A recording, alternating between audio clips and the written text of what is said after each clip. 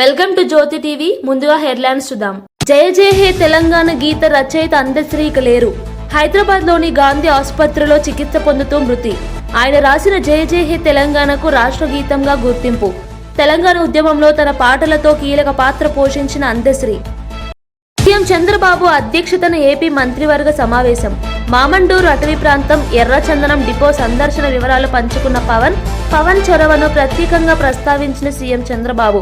నేటి కేబినెట్ సమావేశంలో 70 అంశాలపై చర్చ. ఆడబిడ్డ రాజకీయమేంటో చూపిస్తా, బీఆర్ఎస్ తో బంధం తెగిపోయింది అన్న కవిత. తనను అవమానకరంగా బీఆర్ఎస్ నుంచి సస్పెండ్ చేశారని కవిత ఆవేదన. ఆకలిని తట్టుకుంటా కానీ అవమానాన్ని సహించలేనన్న జాగృతి అధ్యక్షురాలు. మంత్రిగా బాధ్యతలు స్వీకరించిన అజారుద్దీన్. మైనార్టీల సంక్షేమం, పబ్లిక్ ఎంటర్ప్రైజెస్ శాఖల బాధ్యతల స్వీకరణ. కుటుంబ సభ్యులతో కలిసి సచివాలయానికి రాక ముస్లిం మత పెద్దల ప్రార్థనల అనంతరం ఛాంబర్లో బాధ్యతల స్వీకారం. ఐటీ, ఆటో షేర్ల జోరు. 3 రోజుల నష్టాలకు బ్రేక్. లాభాల బాట పడిన సూచీలు. 319 పాయింట్లు ఎగబాకిన సెన్సెక్స్. అమెరికా పరిణామాలతో సానుకూలత. ఐటీ, ఆటో రంగాల షేర్లలో కొనుగోలు మద్దతు.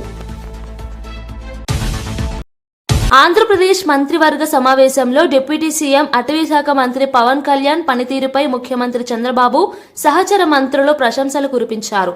పవన్ పనితీరు ఎంతో స్ఫూర్తిదాయకంగా ఉందని అభినందించారు. సోమవారం సీఎం చంద్రబాబు అధ్యక్షతన అమరావతిలో జరిగిన కేబినెట్ భేటీలో ఈ ఆసక్తికర పరిణామం చోటు చేసుకుంది. ఇటీవల మామండూర్ అటవీ ప్రాంతంతో పాటు మంగళంలోని ఎర్రచందనం డిపోను సందర్శించిన వివరాలను పవన్ కళ్యాణ్ నేటి మంత్రివర్గ సమావేశంలో పంచుకున్నారు. వైసీపీ నేత పెద్దిరెడ్డి ఆక్రమణలపై ఆధారాలతో వీడియోలు తీయించానని తెలిపారు. సందర్భంగా ఆయన చొరవను, క్షేత్రస్థాయిలో పనిచేస్తున్న తీరును సీఎం ప్రత్యేకంగా అభినందించారు. పట్టుబడిన ఎర్రచందనం దుంగలతో ఏవైనా పరికరాలు చేద్దామని చంద్రబాబు ప్రతిపాదించారు. చేయడానికి 1000 కోట్ల రుణం ఇవ్వబోతోంది. ఆ రుణానికి సంబంధించిన కంఫర్ట్ లెటర్ ప్రభుత్వం ఇచ్చే ప్రతిపాదనని ఆమోదించడం జరిగిందని చెప్పేసి మనం చేస్తాం.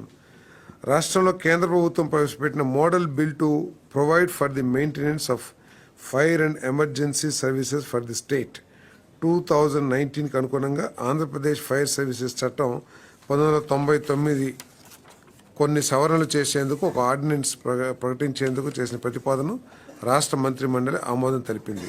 ఇది ఈజ్ ఆఫ్ డూయింగ్ బిజినెస్లో భాగంగా ఇది చేయడం జరిగిందని చెప్పేసి మనం చేస్తాను. ఎందుకంటే ఈ మోడిఫికేషన్స్ ద్వారా ఏదైనా కొత్త నిర్మాణాలకు కానివ్వండి, కొత్త సంస్థల ఏర్పాటుకు కానివ్వండి, ఏదైతే పర్మిషన్స్ కావాలో అవి త్వరితగతిన లభించడానికి అవకాశం ఉంటుందని చెప్పేసి మనం చేస్తాను.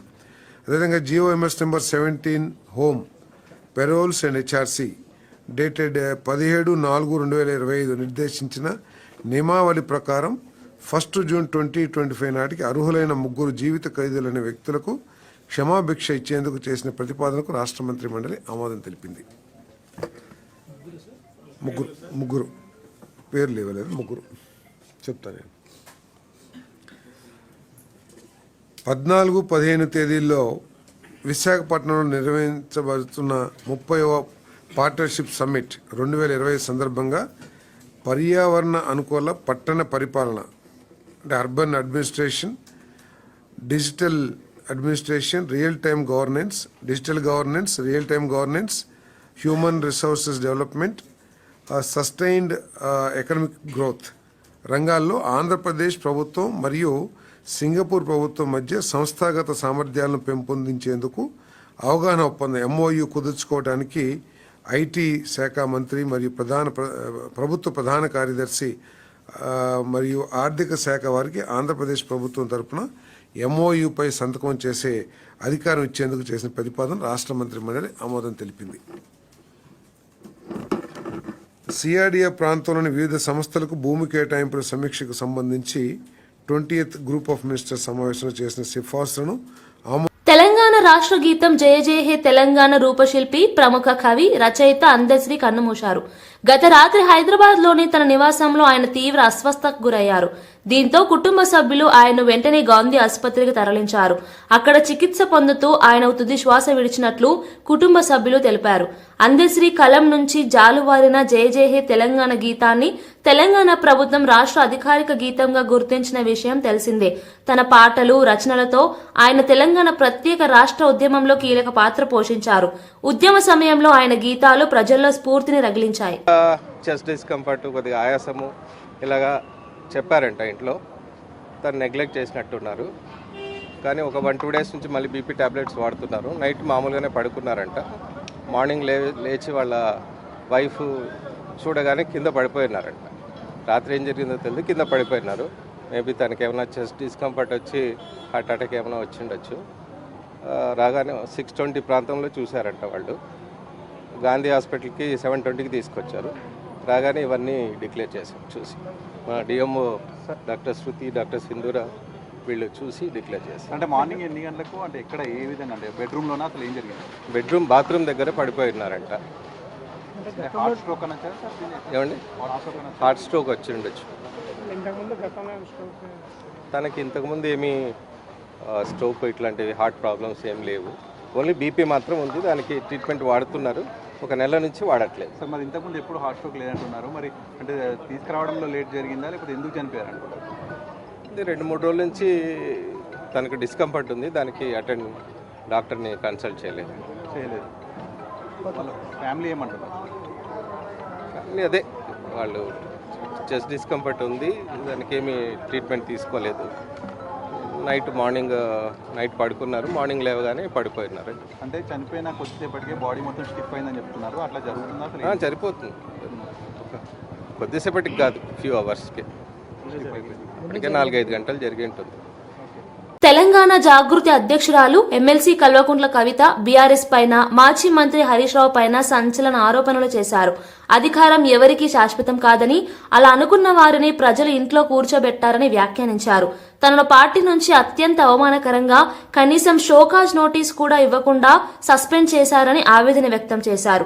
నేను తెలంగాణ బిడ్డనే, ఆకలినైనా తట్టుకుంటా కానీ అవమానాన్ని మాత్రం తట్టుకోను అని స్పష్టం చేశారు. ఆదివారం వరంగల్ ప్రెస్ క్లబ్ లో నిర్వహించిన మీట్ ది ప్రెస్ కార్యక్రమంలో ఆమె మాట్లాడారు. మాట్లాడతలేదు, నేను బీసీల కోసం బలంగా మాట్లాడుతూ ఇంకా మాట్లాడుతూనే ఉంటాను. అల్టిమేట్గా బీసీలకు లోకల్ బాడీ ఎలక్షన్స్లో రిజర్వేషన్ అన్నది నా ఫీలింగ్ కాదు. బీసీలకు చట్టసభల్లో రిజర్వేషన్ రావాలి. ఎమ్మెల్యేలుగా, ఎంపీలుగా చట్టసభల్లో రాజ్యాంగబద్ధంగా రిజర్వేషన్, అది అల్టిమేట్ లక్ష్యం. దానికోసం మొదటి స్టెప్ లోకల్ బాడీస్లో బీసీలకు రిజర్వేషన్. సో బీసీలకు సంబంధించి జాగృతి కమిట్మెంట్ ఎప్పుడూ ఉంటుంది.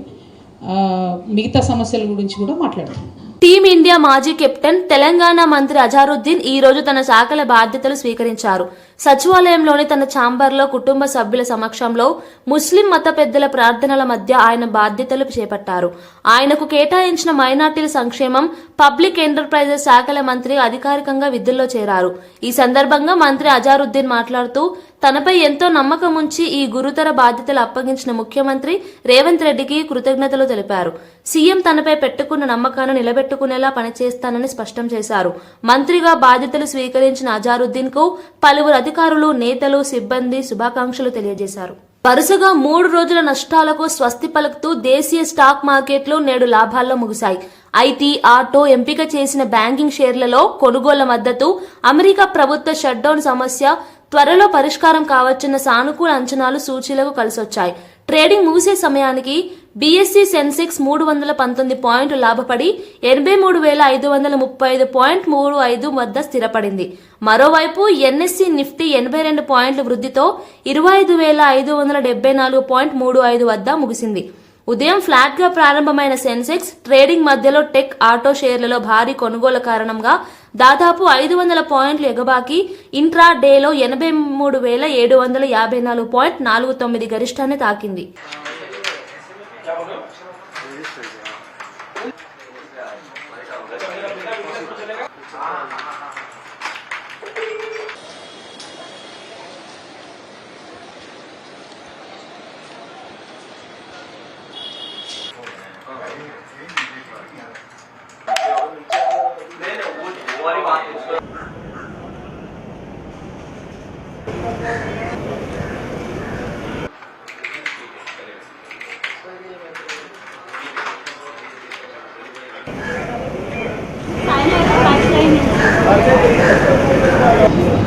కడపలోని ప్రసిద్ధ అమీన్పీర్ పెద్ద దర్గాను సినీ నటుడు కమెడియన్ అలీ ఈ రోజు దర్శించారు.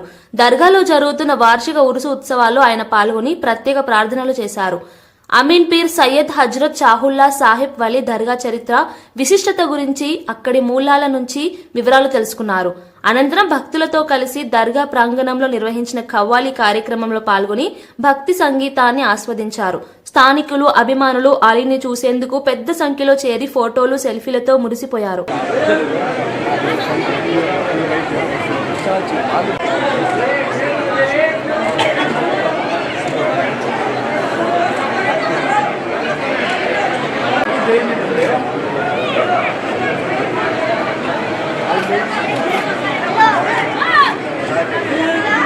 ఈ రోజున కడపలో ప్రతి సంవత్సరం ఈ గంధం ఉత్సవం జరుగుతుంటుంది.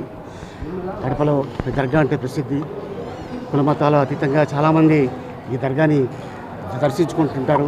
చాలామంది నార్త్ నుంచి, సౌత్ నుంచి, అలాగే తమిళనాడు నుంచి, కేరళ నుంచి, అండ్ అలాగే ఇక్కడికి వచ్చిన యాక్టర్స్ అవ్వచ్చు, పొలిటీషియన్స్ అవ్వచ్చు, సెలబ్రిటీస్ అవ్వచ్చు, ఇండస్ట్రియలిస్టులు అవ్వచ్చు.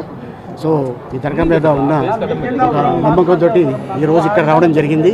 అలాగే 6, 7, 8, 9 ఈ రోజున లాస్ట్ డే ఈ ఉత్సవానికి నన్ను గెస్ట్గా పిలవడం నిజంగా చాలా ఆనందంగా ఉంది. ఇది 15 సంవత్సరాల తర్వాత మళ్ళీ ఈ గంధం ఉత్సవానికి రావటం అనేది నిజంగా చాలా ఆనందంగా ఉంది. అండ్ ఇంత అద్భుతమైన అవకాశం ఇచ్చినందుకు అభినందన గారికి నేను చాలా అభినందిస్తున్నాను. చాలా థ్యాంక్స్. అండ్ అలాగే అదే కాకుండా కొన్ని వేల మంది చాలా ఊళ్ళ నుంచి వచ్చి దర్శించుకుంటుంటారు కడపలో ఈ దర్గా. అలాగే నెల్లూరులో బారా షహీదు, అలాగా నెంబర్ ఆఫ్ దర్గాలు మనకి ఉన్నాయి ప్రసిద్ధి. అండ్ డెఫినెట్గా ఇక్కడ ఏదైతే మనసులో అనుకుంటారో అవి తీరుతాయి. సో అందరికీ ఈ సందర్భంగా ధన్యవాదాలు చెప్పుకుంటున్నాను. And thank you so much.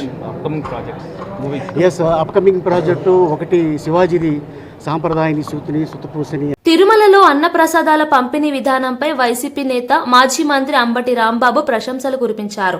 కుటుంబ సభ్యులతో కలిసి ఆదివారం తిరుమల శ్రీవారిని దర్శించుకున్న అంబటి అనంతరం తరిగొండ వెంగమాంబ అన్న వితరణ కేంద్రాన్ని సందర్శించారు. అక్కడ భక్తులకు అందిస్తున్న అన్న ప్రసాదాలను స్వయంగా స్వీకరించి రుచి చూశారు. ప్రసాదాలు రుచిగా, శుచిగా ఉన్నాయని అంబటి తన యూట్యూబ్ ఛానల్ ద్వారా తెలిపారు. అన్నప్రసాదశాలకు వెళ్ళి అక్కడ భోజనం చేయాలని అనిపించింది. ఆ తర్వాత సుమారుగా 1 గంట ప్రాంతంలో అందరం కలిసి అన్నప్రసాదశాలకు వెళ్ళాం. అక్కడే భోజనం కూడా చేశాం. అంటే భోజనం అనడం కంటే అది భగవంతుని ప్రసాదం. చాలా అద్భుతమైన భోజనం అది. చాలా రుచికరమైనటువంటి భోజనం. ఆ భోజనశాల ఎంతో నీట్గా మెయింటైన్ చేస్తున్నారు. హైజీనిక్గా ఉంది. భోజనం కూడా చాలా రుచికరంగా ఉన్నటువంటి భోజనం. తిని చాలా తృప్తి పడ్డామని ఈ సందర్భంగా చెప్పదలుచుకున్నాను. అది ఎలా మేనేజ్ చేస్తున్నారో నాకు అర్థం కాలేదు. రోజుకి కనీసం 90,000 మందికి అక్కడ భోజన సదుపాయాలు ఏర్పాటు చేస్తారు. సరే, ఇంకా కొన్ని సందర్భాల్లో, ప్రత్యేకమైన సందర్భాల్లో, బ్రహ్మోత్సవాలు ఇంకా రష్గా ఉన్న సందర్భాల్లో 1,30,000 నుంచి 1,40,000 వరకు కూడా భక్తులు భోంచేసేటటువంటి అవకాశం అక్కడ ఉంటుంది. చాలా సందర్భాల్లో అలా భోజనం కూడా చేస్తున్నారు. రుచికరంగా భోజనం పెట్టడమే కాకుండా చాలా శుభ్రమైనటువంటి భోజనాన్ని పెడుతున్నారు. దీనికి దేశవ్యాప్తంగా అనడం కంటే ప్రపంచవ్యాప్తంగా ఉన్నటువంటి వెంకటేశ్వర స్వామి భక్తులు చందాల రూపంలో ట్రస్ట్కి ఇస్తున్నారు. నాకు తెలిసిన సమాచారం ప్రకారం 2,700 కోట్ల రూపాయలు ఇవాళ అక్కడ అక్యూములేట్ అయి ఉంది. దాని వడ్డీతోనే వీళ్ళందరికీ కూడా భోజనాలు పెట్టేటటువంటి పరిస్థితి అక్కడ ఉన్నది అని తెలిసి ఆంధ్రప్రదేశ్ ముఖ్యమంత్రి నారా చంద్రబాబు నాయుడు అధ్యక్షతన సచివాలయంలో రాష్ట్ర మంత్రివర్గ సమావేశం ప్రారంభమైంది. ఈ సమావేశంలో మొత్తం 70 అజెండా అంశాలు చర్చకు రానున్నాయి. సుదీర్ఘంగా కొనసాగనున్న ఈ కేబినెట్లో ముఖ్యంగా రాష్ట్ర అభివృద్ధి, పెట్టుబడులు, ఐటీ, విద్య, ఆరోగ్య రంగాలకు సంబంధించిన కీలక నిర్ణయాలు తీసుకునే అవకాశం ఉంది. ముఖ్యంగా క్వాంటమ్ కంప్యూటింగ్ పాలసీ 2025 నుంచి 2030కు ఆమోదం తెలపనున్నట్లు సమాచారం. భవిష్యత్ టెక్నాలజీ దిశగా రాష్ట్రాన్ని ముందుకు తీసుకెళ్లే ఈ పాలసీపై అధికారులు వివరాల్ని సమర్పించనున్నారు.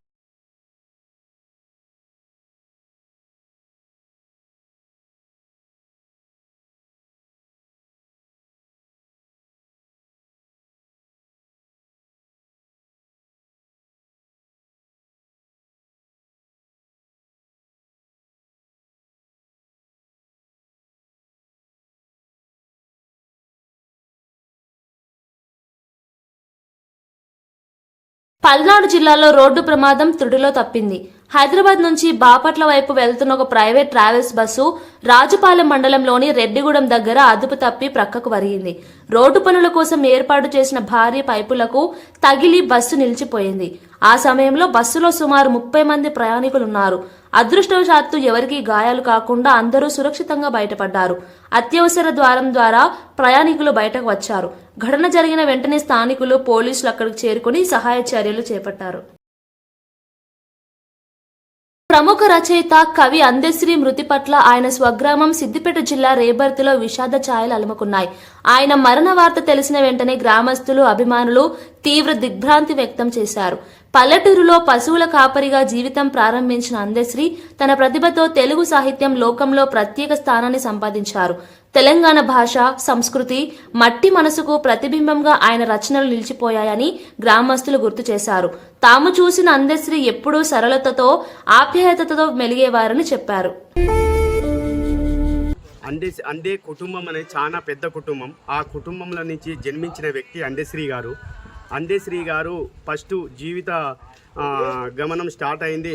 ఫస్ట్ జీతం ఉన్న వ్యక్తి. జీతం తర్వాత ఆయనే ఈ బస్సుల కాడికి పోయి నాగలు దున్ని ఈ పల్లెన్నీకు వందనాల మా పాట అక్కడి నుంచే స్టార్ట్ అయింది. 25 ఏళ్ళ వయసులోనే ఆయన పాట స్టార్ట్ చేసి కళాకారునిగా ఎదిగిండు. ఆ తర్వాత పూజారి మళ్ళీ ఆయన అక్కడ జీతం ఉన్నాడు. అక్కడి నుంచి మేస్త్రి పనికి హైదరాబాద్ అని పోయిండు.